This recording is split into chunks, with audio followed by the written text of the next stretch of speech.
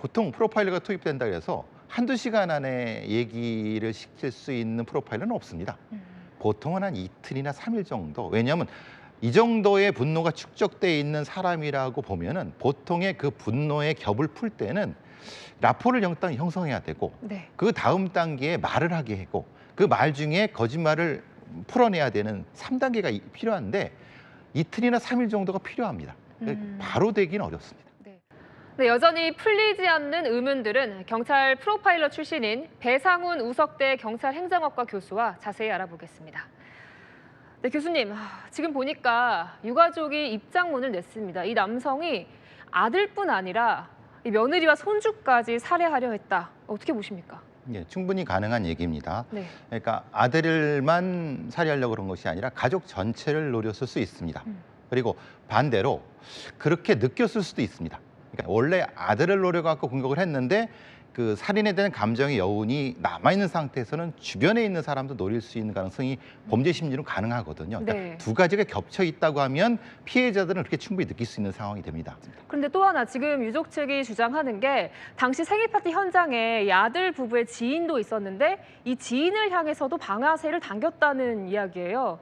하지만 다행히 천만다행으로 불발이 됐는데 그렇다면 여기 있던 모든 사람들을 살해하려 하는 그런 의도가 아니었나 이런 의심도 들거든요. 네, 충분히 가능합니다. 네.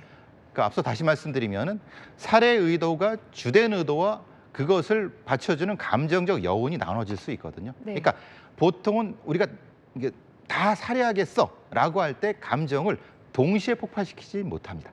그러니까 여기부터 공격하고 그 다음에 그것에 방해되는 어떤 존재를 또 공격하는 경우가 있을 때 이게 주된 살해 의도인지는 또 검토를 해봐야 되거든요. 그러니까 분명히 근데 거기에 있던 사람은 자신을 살해하겠다는 의도를 느꼈을 수 있습니다.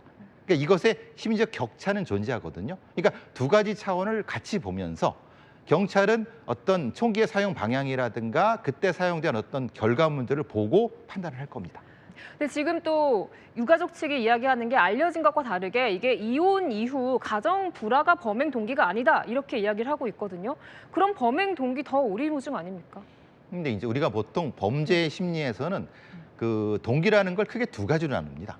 그러니까 모티브와 인텐트를 나누는데 말하자면 오래된 동기와 최근의 동기를 구분을 합니다. 그러니까 누적된 형태의 것은 사실은 본인이 느끼기, 그러니까 범인이 느끼기에는 약간 소외가 된 상태였다. 근데 실제로 그렇지 않을 수가 있습니다.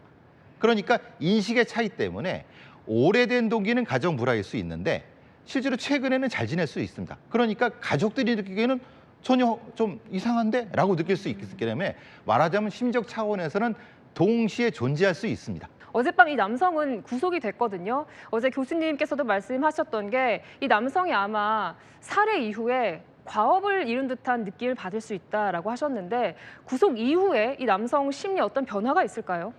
보통 이런 경우는 본인이 이 무엇을 목적을 했는가가 다른 거죠. 그러니까 피해자 쪽 가족은 실제로 가정 불화가 아니고 그 개인적인 어떤 분노의 폭발이다라고 했으면은 실제로는 이 부분은 일단 어떤 과업의 완수라 이런 것보다는 어떤 자신의 분노를 폭발했기 때문에 일정 정도 쿨링 단계일 건데 만약에 그렇지 않은 단계라고 하면은 실제로는 굉장히 흥분해 있거나 아니면 뭔가를 하려고 하는 말을 많이 하려고 하는 상황이 되거든요. 그러니까 지금 상태는 그걸 보면 알 수 있습니다. 근데 지금 프로파일러가 투입돼서 이틀째 조사가 진행 중인데 여전히 이 남성 입을 다물고 있다고 해요. 언제까지 그럴 걸로 보십니까?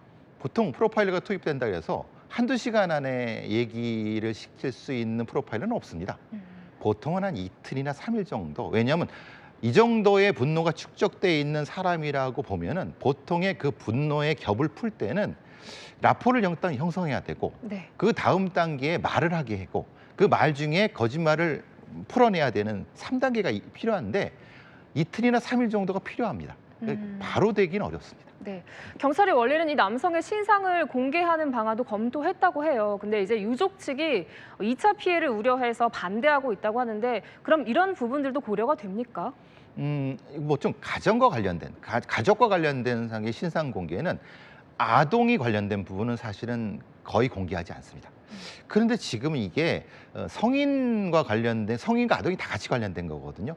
그러니까 조금 곤란을 겪을 겁니다. 왜냐하면 신상공개위원회 위원님들도 어디가 더 실익이 있을지, 말하자면 공적 이익이냐 아니면 아동의 그 보호냐, 그 부분에서 갈지인데 제가 보기에는 사실은 공개가 되지 않을 것 같습니다. 왜냐하면 아이들이 지금 둘이 있고 그 아이들의 인권도 보호해야 되기 때문에 지금 상태는 그쪽이 좀 강한 것 같습니다. 네, 여기까지 듣겠습니다. 네, 지금까지 배상훈 우석대 교수님과 이야기 나눠봤습니다.